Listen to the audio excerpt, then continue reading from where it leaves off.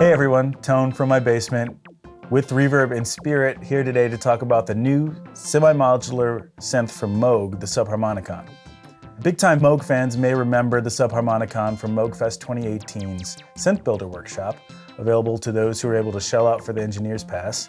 Since then, it's popped up on Reverb a few times with high resale values. Beautifully confounding, super rare. It's really cool that Moog has decided to bring the Subharmonicon to the masses. If you are familiar with the Subharmonicon, you may recognize from the panel that it's a little different. We're gonna get into some of the new features today and some of the sounds. Let's just dive right in.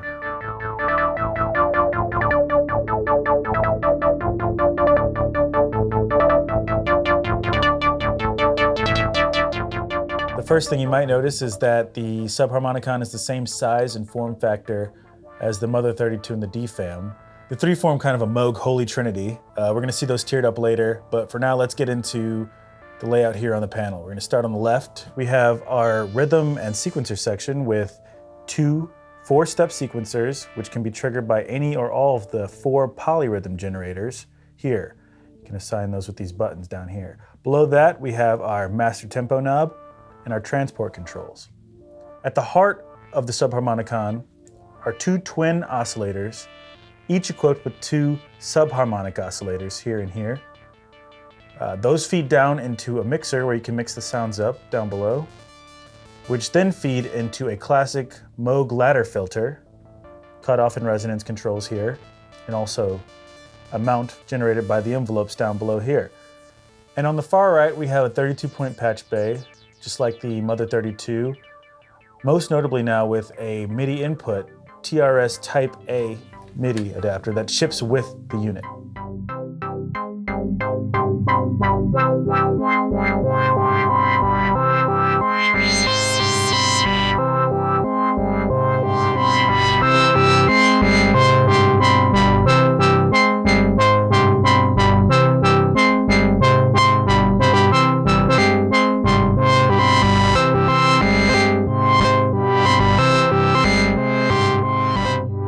So clearly, we've got a lot going on here. We're just gonna dive right in and check out what it's like to build a sequence.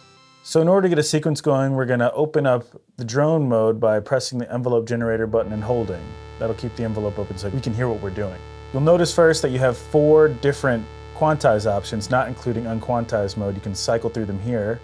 2 equal temperament, 12-step chromatic, and 8-step diatonic. And then we have our just intonation modes. So the equal temperament scales might be a little bit more what you're used to when we're all dealing with Western music and Western scales. But the just intonation scales are pretty interesting and have a lot more to do with the math of the subharmonics. I don't really understand it, but what could be more modular synthesis than mathematical purism? I'm sticking with the 8-step equal temperament. It's kind of hard to mess up. We're gonna start with VCO1 here. Let's isolate that and turn it up. And you can hear the hard stops when I turn the knob.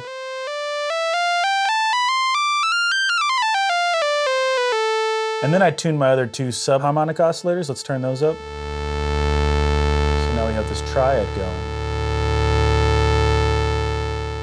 So we've got our first oscillator tuned up. Let's go over here to the sequencer section. We can assign sequencer 1 to oscillator 1 with this button here. That will make sure all of them move together. The sequence octave settings will allow users to switch from plus or minus 5 octaves to plus or minus 2 octaves or even 1 octave. I will say that using the plus or minus 5 octave option with these small potentiometers can be a little bit hard to be precise.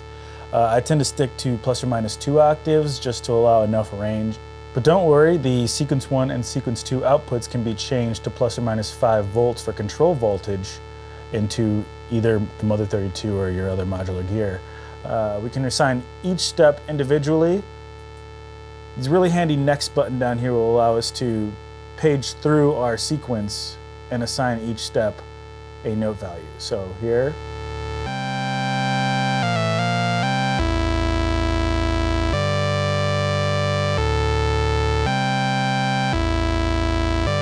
Now that we have our sequence steps tuned, we can assign a rhythm. Let's assign polyrhythm 1 to sequence 1. Hit play. So it's useful to note here that the tempo knob sets the master tempo and the polyrhythms are subdivided from there. So it might be helpful to start with a faster tempo so that you have more room to work with the polyrhythms. Sounds pretty cool so far, but the whole fun of this is to introduce polyrhythms and other subdivided oscillators. So let's bring in oscillator 2, which we've tuned. Nice triad here.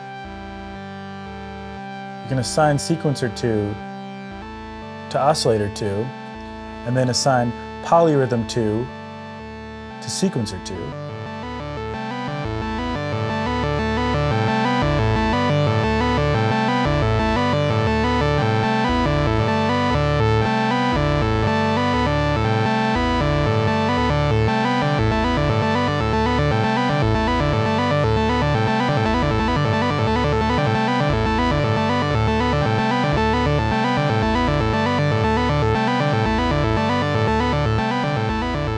So now sequencer 2 is moving at about 4 times the rate of sequence 1.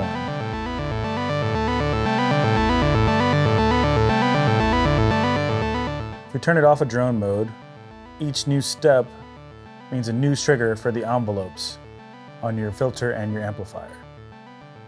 This might be something to get used to.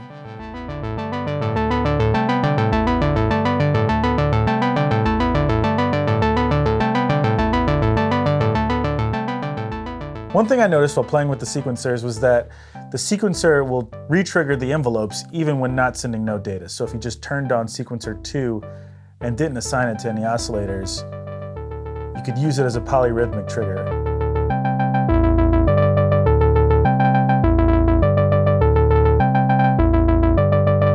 So that's pretty cool. One of the most interesting things about how these envelopes re-trigger is that if you set the attack stage on the VCF high enough, the envelope actually won't re-trigger until it reaches the end of that attack stage. So you get a lot more changes in your sequence before it re-triggers. It can allow for some interesting side chaining effects.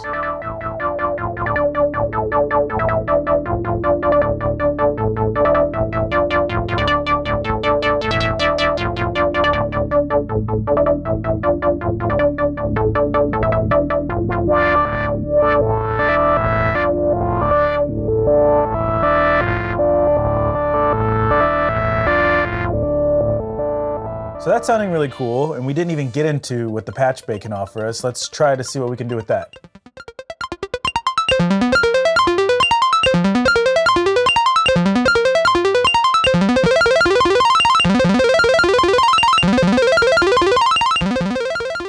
With just one patch cable, you can set the note value from sequence 2 to transpose the entirety of sequence 1.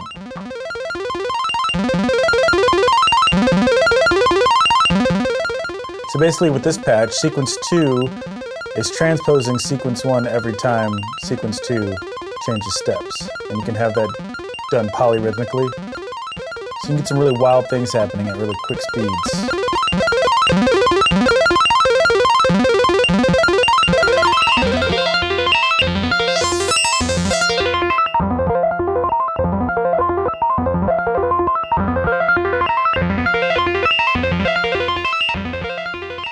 And do another patch with the patch cables. We got this one from a patch card that shipped with the Subharmonicon. Moog was nice enough to provide it.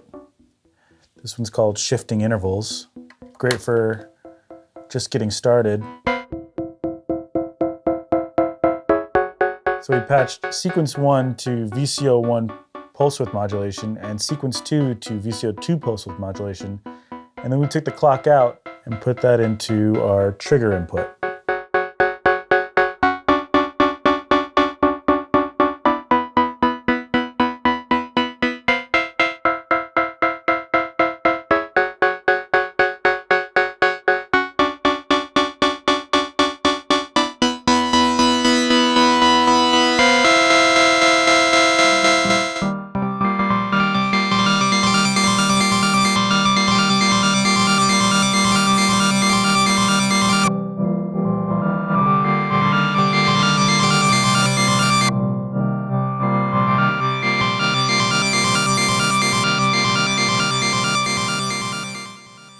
We have in this patch the envelope generator from the filter patched into the rhythm 1 speed, so the polyrhythm here is increasing in speed as the filter opens.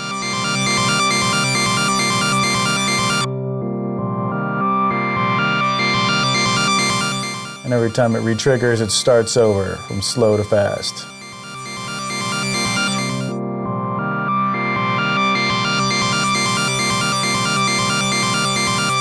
Earlier we talked about the Moog trilogy of the DFAM, the Mother 32, and now completed with the Subharmonicon. We've got these three tiered up together. They look awesome, first of all, but also they play really well together, and the utility built into each one complements the others. So we're gonna get into how that sounds and maybe do some patches real quick.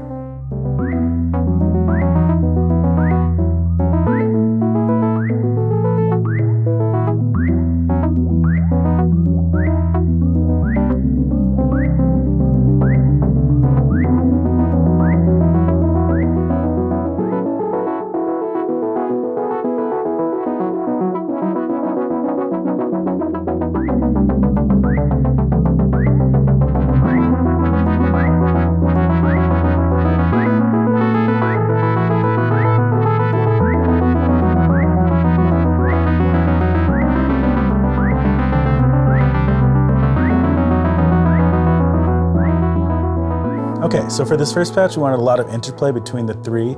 We've used the trigger out from the DFAM as master clock, and it's molted through the Mother's molt to both Mother tempo and the Subharmonicon clock in. Subharmonicon sequence 1 clocks Mother's LFO, and sequence 2 clocks DFAM's noise level for that rhythmic bird song you hear. Mother's programmed sequence transposes the Subharmonicon's VCO1. The utility built into the Mother really complements what the Subharmonicon has to offer. Without Mother's LFO, Mother's molt, we couldn't have all this utility that we're using.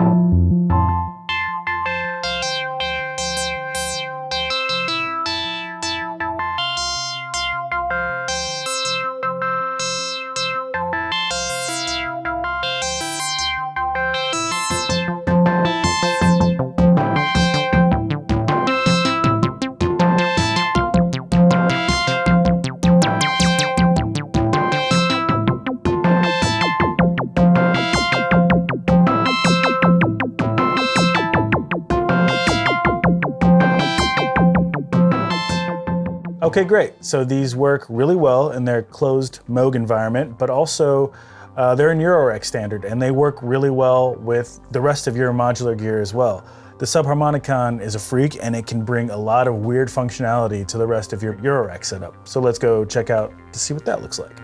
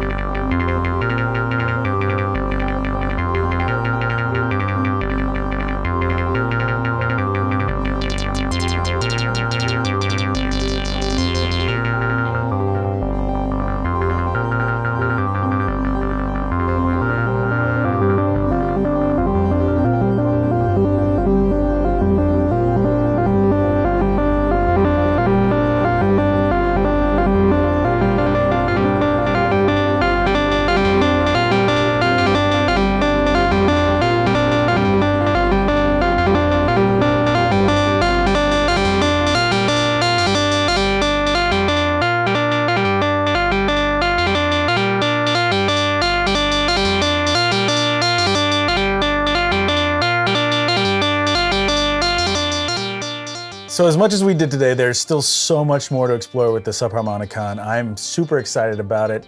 And you know, it ships with a manual, a beautifully written manual from Moog.